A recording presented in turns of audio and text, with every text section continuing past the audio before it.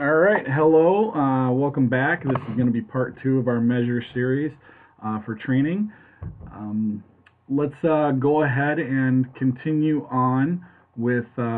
We just put in our Mighty Waters with StereoStar product for Janet Senerigi, and now what we need to do is we need to actually apply this to that. We can do that two different ways. One, we can select these items or select these rooms by dragging and dropping like I just did there. The other option is that if we click off of it, we can click on one, hit and hold the control key, click on the other one, and we can select them. So now that we've got both of our rooms selected, we can hit this drop down box and that will bring up our product select. I'll drag that over into the camera. Now what this does is it allows us to pick any product that we have listed under any of these tabs. So carpet roll is already selected, but if we were to go to tile, we would see any tile products. Like I said, my measure does not have anything loaded to it. I have that done on purpose. So anyway, so we can now select Janet Senerigi's carpet. We just select it like that and then click this OK button, and then that will then put it on there. Should be set up perfectly. Excellent. All right. So now that we have it selected, now we need to check the layout of this. The way that we do that is up here in the upper right hand corner, and I'm going to move this over just to make it a little better. It's all the way over here on the right. Go ahead and select the layout. Now, what that does is it shows us where our seams are going to be.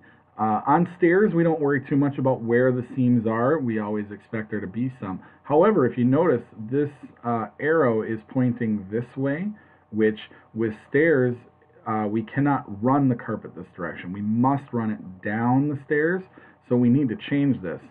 So we're going to change that by selecting the stairs and going up here to this drop down, which is our orientation of the carpet, and we are going to run it east, and that will run it down the stairs now. And as you can see, that changed our drawing over here a little bit. So that's one thing that we needed to fix. And then another thing that we need to fix is that this is now in your drawings, your measure people should be putting in doorways. I did not put doorways in this one because of the fact that I knew for a fact that I would want the seam on this side. The doors are all on here or down in this hall. So we wouldn't want the seam here. We'd want it over here where nobody walks. So we're going to go ahead and select this room. Now this selects this particular drop, as you can see over here.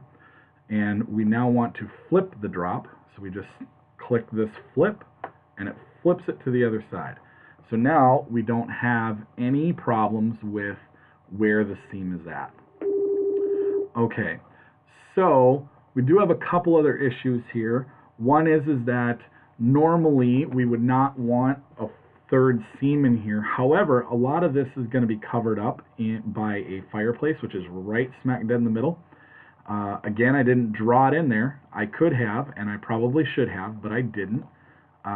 So I'm going to go ahead and put an additional seam in here, and I'm going to make these seams the same length. That is in order to get everything set up. Okay, so whoops, I need to do it this way. I want to split. I'm going to get rid of these two seams. Now the way that I do this is I click on this, left click on the fill piece, and then I right click on this little box.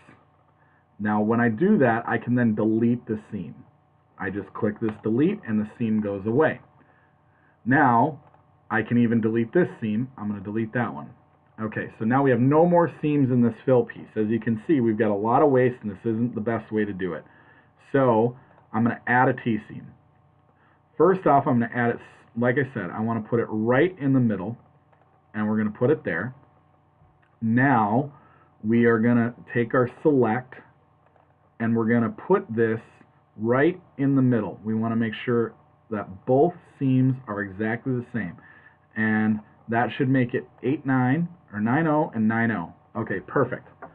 So now 9-0, 9-0. If we split them again, they'll be 4.5. So we want to put in a T-seam here and a T-seam here. And we will go ahead and select this. That one's at 4.5, so we know that one's at 4.5. That one's at 4-9, so this one's 4-3, so we'll adjust that to 4.5.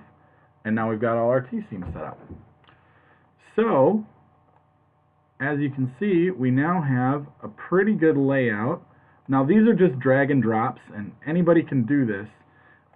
Now what I usually do is once I get everything set up, then I like to move these down to the end so that the installers can see that there's extra room in there. That one doesn't look to have a whole lot of extra room, so I think if we look at it, it does have extra room. So we want to move this down if we can. It's not going to let us. All right, let's do that. All right, perfect. Whoops, I clicked off it. Okay, there we go. Found it. All right, so then we're going to move this back here. There. Now that gives them the most amount of room to get around that, and they can see that now. We know that we've got more than 3 inches to make this cut, which is a good thing on any sort of Z cut like that, where we got to cut in and then cut over. You want to make sure that you give them more room there than just the 3 inches so that they can make it. So anyway, so that's how we assign a product and we edit the drawing.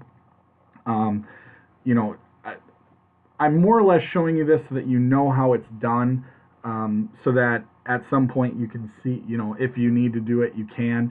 But obviously, you know, anybody who's been trained to measure will know all of these things about where the seam should be placed and stuff like that. So, again, so this will be the end of part 2, and I will be back here with part 3 to show you how to finish this up.